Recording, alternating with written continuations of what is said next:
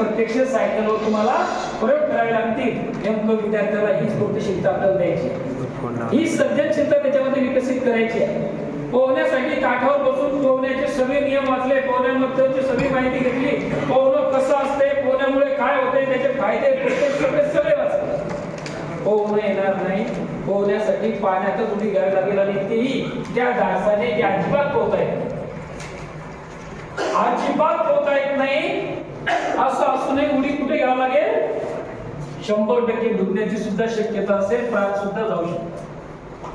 एवढी रिस्क आपण पोहणं शिकण्यासाठी घेतो.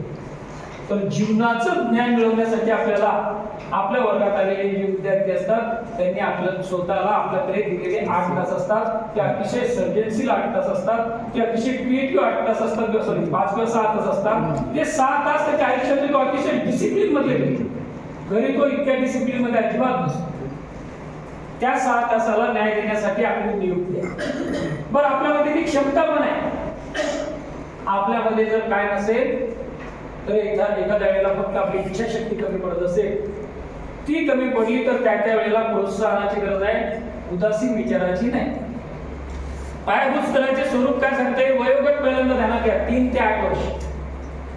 शिक्षण पातळी काय, बालवाटिका 1, 2, 3, फर्स्ट स्टँडर्ड आहे, सेकंड स्टँडर्ड, अशा पद्धतीने पहिले 5 वर्ष ही पंचवार्षिक योजना अतिशय महत्वाची.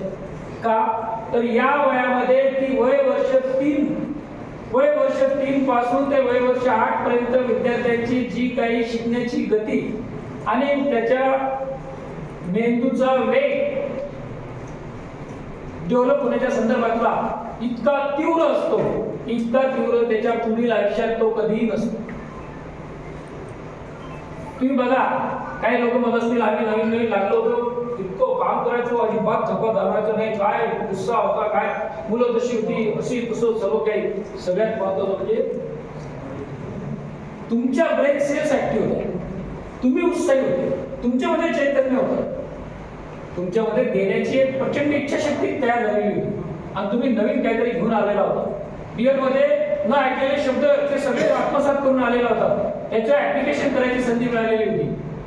तर त्या सगळ्या गोष्टीमध्ये जसं आपल्याला नवीन लागल्या नोकरीला लागल्यावर जो उत्साह जी असते ती शेवटपर्यंत असावी, ती कालांतराने कमी जास्त होत असेल, तो सृष्टीचा नियम आहे. पण विद्यार्थी जेव्हा वर्गात अध्यापनात येतो, पायाभूत स्तरावर येतो, त्याचा उत्साह तसाच असतो, किंबहुना आपल्यापेक्षा 10 पट अधिक असतो. त्याच्या त्या उत्साहाला योग्य दिशा देण्यासाठी, आकार देण्यासाठी अंगणवाडीची ही व्यवस्था आपण केलेली आहे. याच्यामध्ये घटक पूर्व प्राथमिक शिक्षण, बालवाडी किंवा अंगणवाडी आहे.